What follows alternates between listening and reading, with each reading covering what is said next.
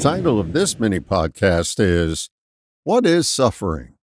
I've always been intrigued by the Buddha's observation on the cause of suffering. Life is full of suffering, which is caused by desire and craving. But what is suffering? I stumbled onto what I think the answer is many years ago when I parsed out the difference between pain and suffering.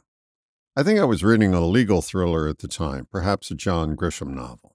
In there, the jury awarded the plaintiff X amount of dollars for pain and suffering. I knew what pain was, but what was suffering? Suffering is thinking, and in this case, thinking about the pain. Suffering is a conversation going on in your mind. It acts as an insurance policy to keep whatever is bothering you in place. As long as the conversation goes on, the deeper you get into the drama of suffering. When we drift into drama, suffering gets stuck in a snowbank and spins its wheels. So how do we get our thinking from going into drama and thus into suffering? By noticing the conversation early on and interrupting it. Reminds me of a story any golfer can relate to. You hit a bad shot. Everyone does it from time to time. And you go into reaction mode. Perhaps you depart from the King's English and issue a few words from a Sopranos episode. If it ends there, you're in good shape. But if you extend the diatribe well into your round of golf, expect drama to be the result and suffering to be right on its heels. I've mentioned him before, but my favorite golf partner is my friend Chris. Both of us are weekend hackers, but we're both no-drama golfers. We hit our poor shot and have our disappointed reaction, and then we're on to the next shot.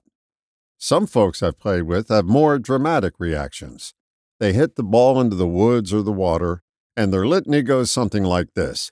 Damn, I hit it into the water again.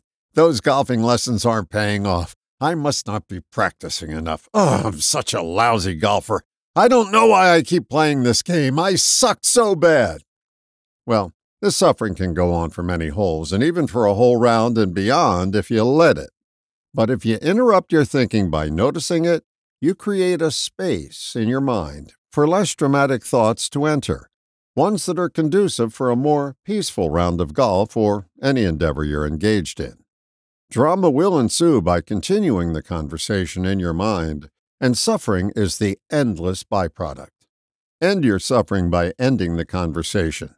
It begins when you catch yourself in a thought loop and interrupt it. That means to notice that you're going down a dead-end trail and just stop. Get your bearings, and then head down another path. If you wrench your back, there's probably something you can take for the pain. But to end suffering, you have to interrupt your dramatic refrain. All the best, John.